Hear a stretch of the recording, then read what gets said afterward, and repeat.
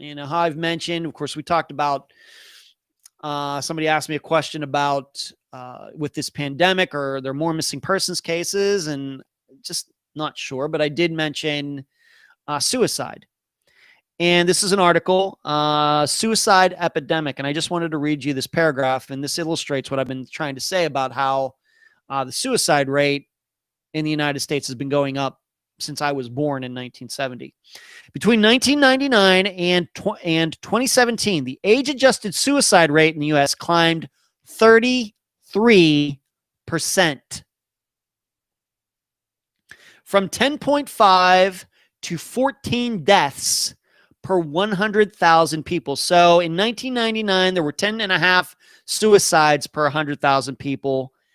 18 years later, it's up to 14 deaths per 100,000 people. It's an increase of 33%, according to the Centers for Disease Control and Prevention. And the rise has been accelerating. The rate of suicide, the second leading cause of death in the United States among people between the ages of 10 years old and 34 years old, and 10th overall. So once again, suicide is the second leading cause of death of people between the ages of 10 and 34. And it's the number 10 cause of death overall. So then you'd start throwing in car accidents, heart disease, cancer.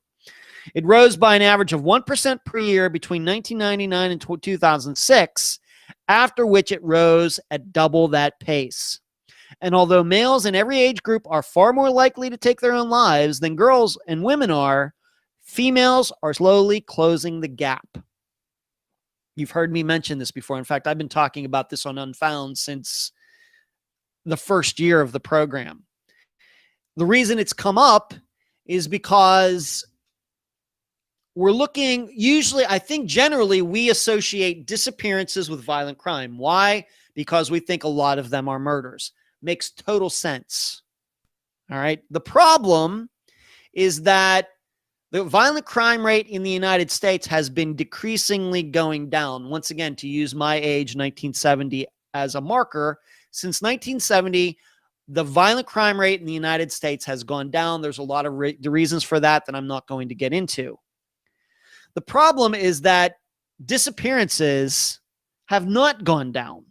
They're about the same, if not have increased a little bit. So if disappearances are a factor of violent crime, then they should be going down as well, but they're not. Why? And I have put out the theory that the reason is because the suicide rate is going up and addictions are going up. We think of I think that those of us who are around 50 years old or older, we think of the late 60s into the 70s as a big drug era, free love and, summer of love and all of those things. And that's certainly true. But we know that addiction, not just to illegal drugs, but legal drugs as well, is much higher than it was back then. And so I think we have a misconception there. And so I think that is what is taking up the slack as violent crime that could be involved disappearances going down. What's making up for it is a lot of these disappearances can be attached to suicide and addiction, which are things we, of course, talk about a lot on Unfound. And so these are the statistics I've been trying to tell you about. And it's my belief this is the reason that disappearances haven't gone down with the rest of violent crime, because more and more disappearances, I think, are a factor of suicides and addiction. Meaning suicides in that people are walking out of their lives and are finding a way to kill themselves without anybody finding their bodies. Or there are overdoses that are real overdoses. It's not somebody giving a hot shot. It's just somebody doing drugs and dies. And then the rest of the addicts cover it up because they don't want to get in trouble. I am very, very sure of this. I have no studies to support that, but I think it makes a lot of sense. See you, Delane. Good to see you tonight. Carrie says, but it totally makes sense that suicides would go up. When you are stuck at home, you only have time to get into your own head. Well, for some people, Carrie, surely, not for me. My lifestyle has not changed hardly at all since this all started in March. I'm a homebody by tradition, by genetics, by everything else. And so, but I understand a lot of people aren't like that. But I do believe that so I don't know if missing persons cases are increasing during this pandemic, but surely suicides are. Surely.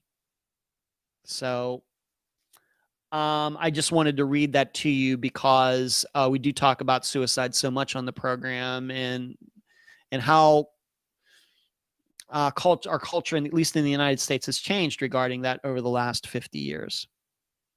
Eric Smith, possibly what happened to David Keasey. Eric, I'm certainly open to the idea with David's that I don't know if he was a suicide candidate, but being that he was into drugs, then that would be my first choice. But I think there are some other factors in his disappearance that need to be looked at regarding some of the other people who were around him the night that he disappeared. But I certainly would not argue with anybody who believed that he might have overdosed and other people covered it up. I could certainly see that. But there are some people who believe that it might be a little bit something more direct, with foul play, and I could buy into that as well. Twinkle says, hermits like us don't suffer from being at home. I certainly do not, but I can certainly say if I was at home and I was stuck with somebody I didn't like, if I was in a relationship with somebody who maybe I was thinking of getting out of the relationship before this started and we're living together and then this happens, then it might not be as easy to be stuck at home. And as much as I love my dad, he's a great guy. I can tell you that if I was stuck at home with him for a few months, then who knows what might happen. But me alone by myself, no problem. All right. This Friday, we are going to be doing update episode number 6, if you can believe it. I remember the first one going back to the summer 2018. Lots of updates. I think almost 30. And so this is going to be an episode. Probably it's going to be 2 hours long.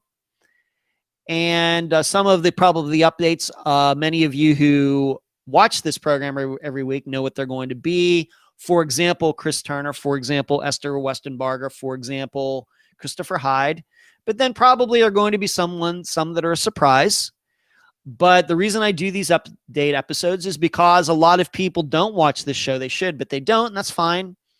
But I just want to make sure that everybody is getting to hear about these updates instead of just some people hearing about these updates.